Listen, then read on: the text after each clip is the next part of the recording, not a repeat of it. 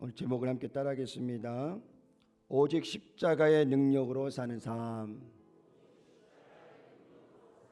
조금 더 크게 하면 좋습니다. 오직 십자가의 능력으로 사는 삶. 오늘 성경학교 마지막 날, 셋째 날입니다. 우리 RK팀이 이제 마지막 오늘 예배를 드리고 식사를 하고 다시 여의도로 올라가실 텐데, 무더운 날씨에 9가정 총 36명이 아이들 데리고 여의도에서 출발해서 목포까지 오셨습니다. 그래서 목요일날 성전자식을 다 하고 어제 토요일, 금요일, 토요일 이틀 동안 우리 아이들하고 신나게 말씀으로 또 예배하고 또 물놀이하고 준비하신 모든 그 프로그램을 다 소화하시고 오늘 마지막 연합 예배 드리고 이제 올라가실 텐데, 우리 성도들이 뜨겁게 손바닥에 불이 나도록 함성을 지르면서 우리 RK팀 고생하셨다고 우리 박수 한번 보내겠습니다.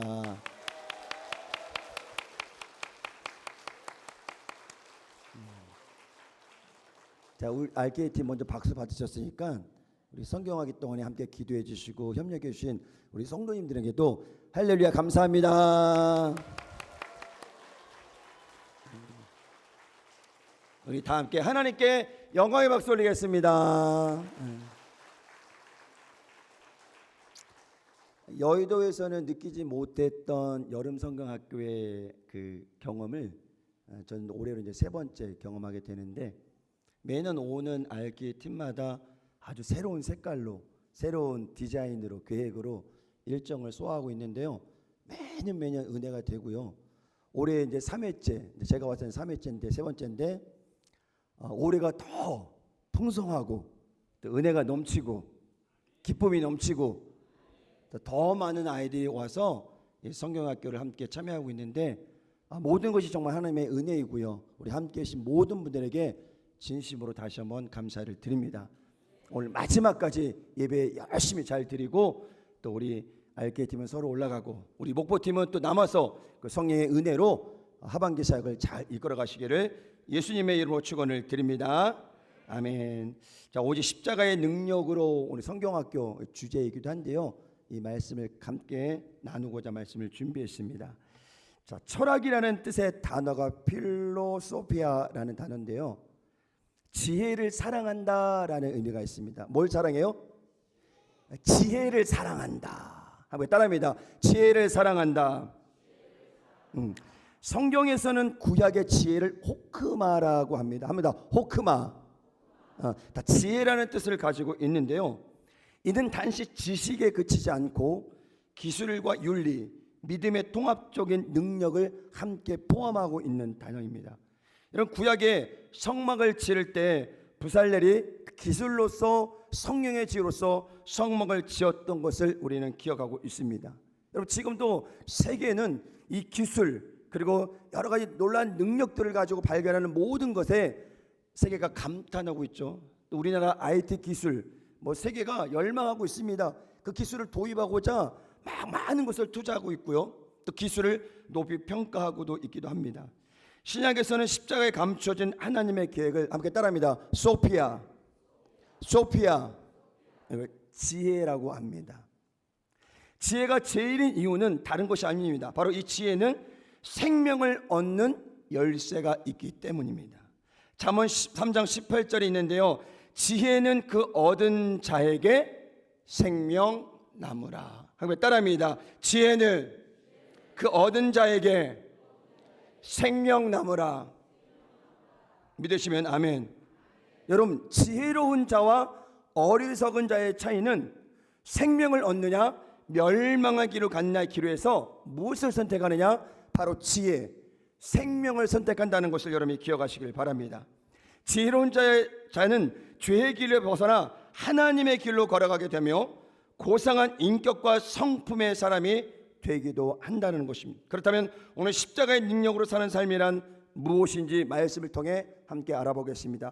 첫째는 따라하겠습니다. 세상의 지혜가 아닌 하나님의 지혜로 사는 삶. 모든 사람들이 인간의 지식, 학문, 기술 그 모든 것으로 이 세상을 살아갑니다. 그러나 믿음의 사람들에게 있어서 더 중요한 것은 세상의 지식이나 학문도 중요하지만 더 중요한 게 무엇이냐? 바로 하나님의 말씀이라는 사실을 여러분이 기억하시기를 주의 이름으로 축원을 드립니다.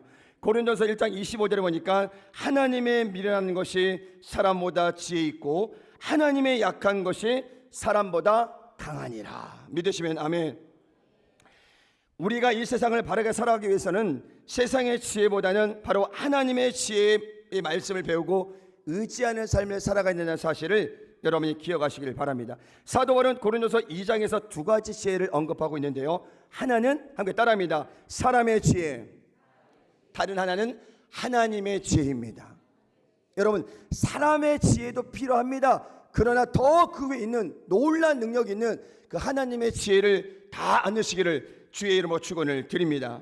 사도 바울은 본문 5절에 보니까 너희 믿음이 사람의 지혜에 있지 아니하고 다만 하나님의 능력에 있게 하였노라 라고 말씀하고 있습니다. 그리고 13절에는요, 우리가 이것을 말하거니와 사람의 지혜에 가르친 말로 아니하고 오직 성령의 가르친 것으로 하니 신령한 일은 신령한 것으로 분별하였느니라 라고 말씀하고 있습니다. 우리 믿음의 사람들은 세상의 지혜가 아닌 바로 하나님의 지혜 말씀에 의존하고 승리하시기를 주의 이름으로 축원을 드립니다. 하나님의 지혜에 의지하는 믿음의 사람들은 하나님의 능력으로 살아간다는 사실도 여러분이 기억하시기를 주의 이름으로 축원을 드립니다. 그래서 그 지혜는 어디서 시작되느냐? 성경에 보니까 하나님의 말씀이라고 이야기하고 있습니다. 우리 디모데후서 3장 15절에서 17절 말씀, 우리 잘 아는 말씀인데 우리 자막 보시면서 큰 소리로 함께 읽어보겠습니다. 시작. 또 어려서부터 성경을 알았나니 성경은 능히 너희로 하여금 그리스도 예수 안에 있는 믿음으로 말미암아 구원에 이르는 지혜가 있게 하느니라. 모든 성경은 하나님의 감동으로 된 것으로 교훈과 책망과 바르게 함과 의료 교육하기 위하니 이는 하나님의 사람으로 온전하게 하며 모든 선한 일을 행할 능력을 갖추게 하려 함이라. 아멘. 이게 어디 있다고 그랬어요? 하나님의 말씀에 있다라는 것입니다. 우리 어른들도 마찬가지지만 지금 성장하고 있는 우리 자녀들이 세상의 지식이나 학문도 중요하지만 하나님의 말씀, 이 지혜의 말씀으로 성장하기를 예수님의 이름으로 축원을 드립니다. 이 하나님의 말씀은 과거나 현재 그리고 미래를 바라보면서 우리에게 주시는 약속의 말씀이라는 사실을 여러분이 기억하시기를 바랍니다. 왜 우리가 하나님의 지혜로 살아가야 할까요? 그것은 바로 우리는 죄로 인하여 하나님의 의의 길에서 벗어나 방황하기 때문입니다. 우리는 항상 바른 길을 가는 것 같지만 필경은 모두가 사망의 길로 걸어간다고 성경은 말씀하고 있습니다. 여러분들이 잘 아시는 타이타닉호, 1912년에 영국에서 역사상 가장 큰 배인 이 배가 출항해서 미국으로 향하게 됩니다.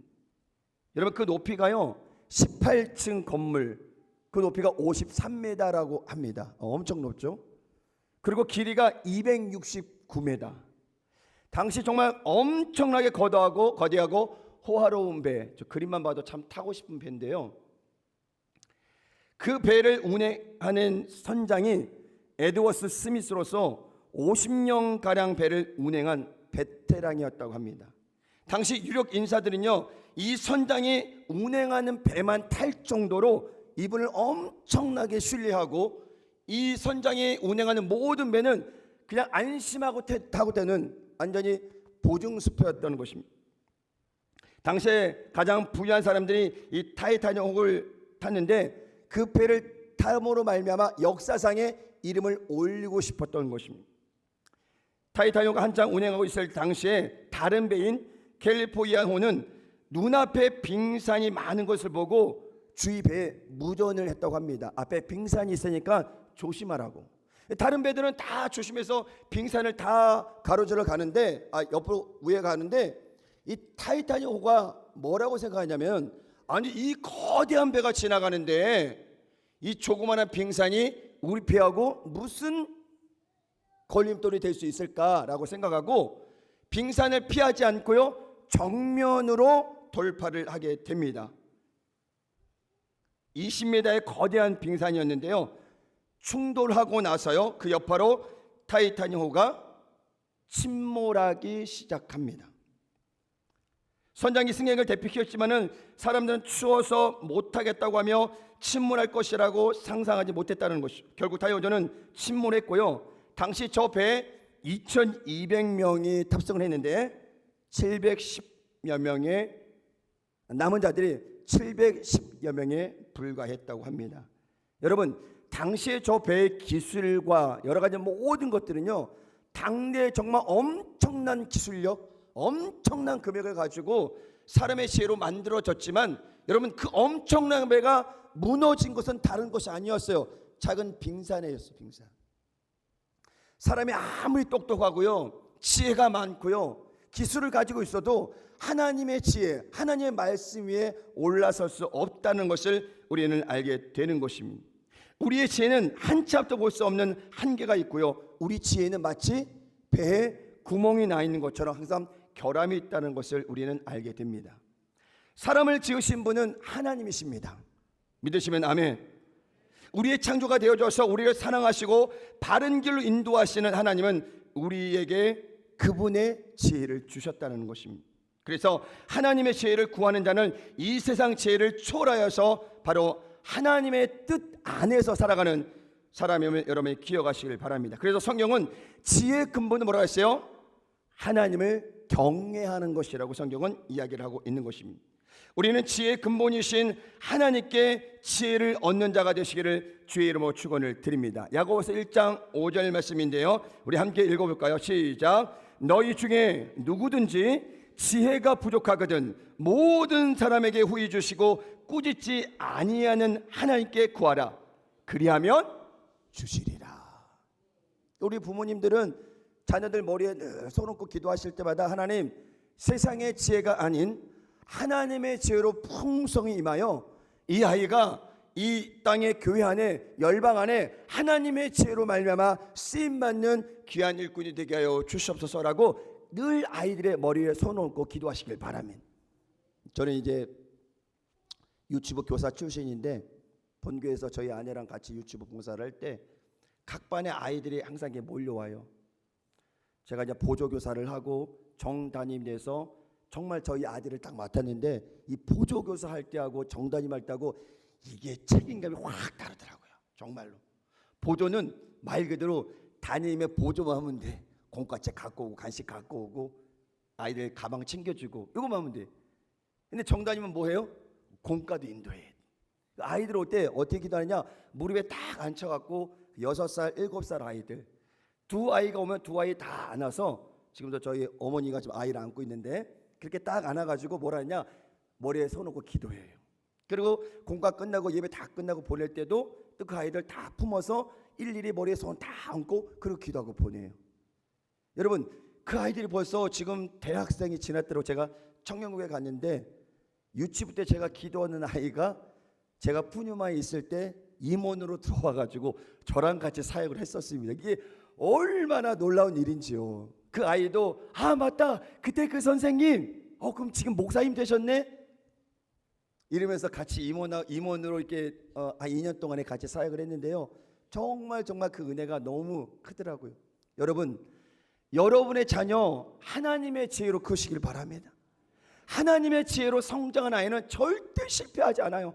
그러나 세상의 지혜, 학문, 성공을 향해 달려가는 아이들은 물론 성공도 하죠, 돈도 많이 벌죠. 그러나 그 다음은 없습니다. 여러분, 하나님의 믿음 안에, 하나님의 열정 안에, 하나님의 그 지혜 안에 성장하여서 주님 오실 그날까지 무럭무럭 성장하며 쓰임받는 자녀로 성장하기를 예수님의 이름으로 축원을 드립니다. 두 번째는 함께 따라합니다. 세상의 능력이 아니라 성령의 능력으로 사는 삶. 본문 5절입니다. 너희 믿음이 사람의 지혜에 있지 아니하고 다만 하나님의 능력에 있게 하였노라. 사도 바울의 사역은 사람의 지혜나 능력으로 진행된 것이 아니라는 것입니다. 사도 바울이 만약 사람의 지혜로 했다면 이미 몇 번이나 실패하고 넘어지고 포기했을 것입니다. 사도 바울이 가지고 있었던 모든 학문, 그 학식들, 당대 가장 유명한 곳에서 학문을 배우고 정말 남부럽지 않는 그런 삶을 살아갔지만 주님을 만나고 나서 사도 바울은 모든 것을 다 버렸어요. 배설물로 여겼다고 말씀하십니다. 그리고 하나님께서 주시는 그 지혜로 말미암아 마지막까지 순교하기 전까지 바로 그 사명을 감당했다는 사실을 여러분이 기억하시길 바랍니다. 여러분, 우리가 사명자이든 주의 종이든 사명자이든 봉사자이든 어린아이든, 여러분 우리는 하나님의 능력으로, 성령의 능력으로 이 모든 사역을 감당해야 된다는 사실을 여러분이 기억하시길 바랍니다. 여러분, 모든 교회 봉사하는 분들이 세상처럼요 다른 무슨 뭐 월급을 받는 것도 아니고 사립을 받는 것도 아니고 정말 온몸을 다해서 교회를 봉사하고 헌신하는 분입니다.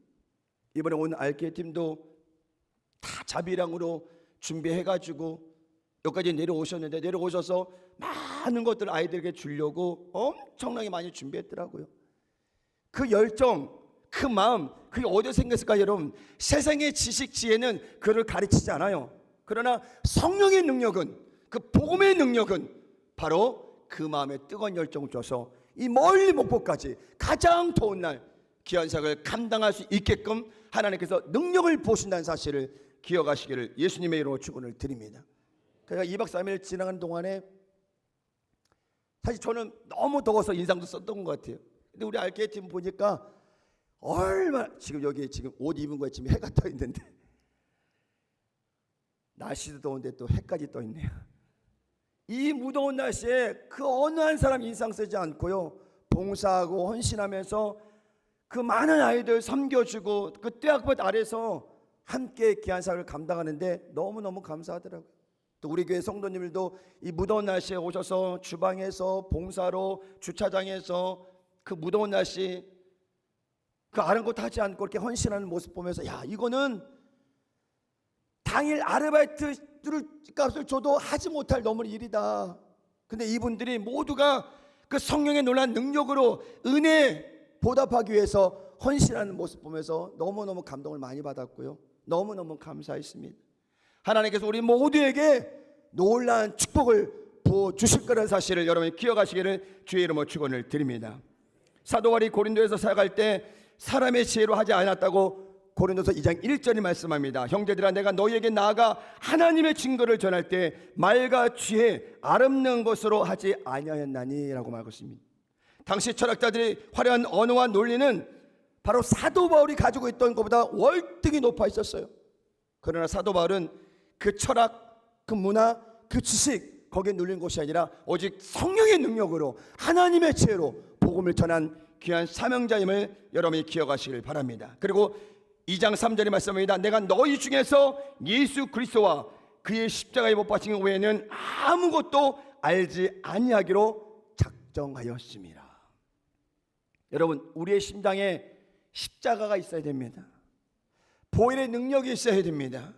성령의 능력이 있어야 됩니다. 사람의 지혜로, 사람의 능력으로, 주의 종도 마찬가지예요. 그냥 신학교에서 배운 대로 아닙니다. 성령이 어떻게 역사하실지, 우리 봉사하는 사명 감당하는 성도들에게 어떻게 역사하실지는 아무도 모릅니다. 우리는 사람의 힘이나 능력이 아니라 위로부터 공급되어지는 성령의 능력으로 봉사와 헌신과 사명을 감당하는 저와 여러분이 되시기를 예수님의 이름으로 축원을 드립니다. 2장 3절에 내가 너희 가운데 거할 때 약하며 두려워하며 심히 떨었노라 라고 사도 바울은 이야기를 하고 있는 것입니다. 복음만을 전했던 사도 바울에게 거절과 핍박으로 큰 시련이 찾아왔지만 오직 예수 그리스도의 복음만을 전하기로 작정했다라는 것입니다. 그러면 저와 여러분들은 주님 오실 그날까지 이 복음의 사명, 성령의 능력을 내 안에 품으시고 주님 오실 그날까지 믿음으로 전진하는 저와 여러분이 되시기를 예수님의 이름으로 축원을 드립니다. 주님께서 가르쳐주신 가장 소중한 지혜는 마태복음 23장에 나오는데요, 바로 하나님 사랑과 이웃 사랑입니다. 마태복음 22장 30절 38절 말씀인데 우리 큰 목소리로 함께 봉독합니다. 시작. 내 마음을 다하고 목숨을 다하고 뜻을 다하여 주 너의 하나님을 사랑하라 하셨으니 이것이 크고 첫째 되는 계명이요 둘째는 그와 같으니 내 이웃을 내 몸과 같이 사랑하셨으니 이 두 계명이 온 율법과 선지자의 강령이니라. 더 나아가 사도 바울은 우리는 세상의 영이 아닌 하나님의 영을 받았다고 가르치고 있습니다. 고린도서 2장 12절 말씀인데요, 우리 함께 읽어볼까요? 시작. 우리가 세상의 영을 받지 아니하고 오직 하나님께로 온 영을 받았으니 이는 우리로 하여금 하나님께서 우리에게 은혜로 주신 것들을 알게 하려 하심이라. 여러분, 하나님의 영, 성령의 능력, 하나님의 지혜를 받으시기를 예수님의 이름으로 축원을 드립니다. 함께 따라합니다. 우리의 삶의 중심은 오직 예수 그리스도. 믿으시면 아멘. 믿음의 차선책이 없어요. 믿음 안에는 예수님입니다. 믿음 안에는 말씀입니다. 믿음 안에는 성령의 능력이 있음을 여러분이 기억하시기를 예수님의 이름으로 축원을 드립니다. 고린도서 2장 15절의 말씀 보니까 신령한 자는 모든 것을 판단하나 자기는 아무에게도 판단을 받지 아니하느니라. 우리는 신령한 자로서 바로 영적인 사람입니다. 즉 성령으로 거듭난 하나님의 자녀임을 여러분이 기억하시기를 주의 이름으로 축원을 드립니다. 그래서 고린도서 2장 16절을 말씀하고 있습니다. 누가 주의 마음을 알아서 주를 가르치겠느냐? 그러나 우리가 그리스도의 마음을 가졌느니라. 함께 따라합니다. 내 마음에 그리스도의 마음이 있습니다. 예수님의 마음이 있습니다. 주의 종도 마찬가지지만 교회를 섬기고 봉사하며 상하는 모든 성도들 마음 가운데는요, 세상의 마음이 아니라 예수님의 마음을 품고 봉사하고 헌신해야 됩니다. 그렇지 않으면요, 시험 들고 상처받고 힘들고 분쟁이 생기고 고린도교회처럼, 또 우리는 그리스도의 마음, 예수님의 마음, 사도 바울이 너희 마음에 이 마음을 품으라 곧 예수 그리스도의 마음이라 했던 것처럼 우리 마음 가운데 여러분, 이 무더운 날씨에 더위 먹지 마시고 예수님의 은혜를 듬뿍 받으시기를 예수님의 이름으로 축원을 드립니다. 사도 바울이 고린도서를 기록한 목적은 십자가의 진리보다 철학적 지혜나 인간의 지도의 권위를 더 높이 평가했기 때문입니다. 그러므로 사도 바울은 복음은 하나님의 지혜로서 성령의 능력으로 깨달을 수 있다고 담대히 선언한 것입니다. 함께 따라합니다. 우리는 영적인 사람이며 그리스도의 마음으로 살아가는 사람입니다. 8월달 마지막까지 무도가 끝나지 않을 텐데요, 또 우리가 주님 만날 때까지는 영적인 싸움은 계속 시작될 것입니다. 여러분, 그 싸움에 여러분의 힘과 능력이 아니라 성령의 능력으로 담대히 이겨내시기를 예수님의 이름으로 축원을 드립니다.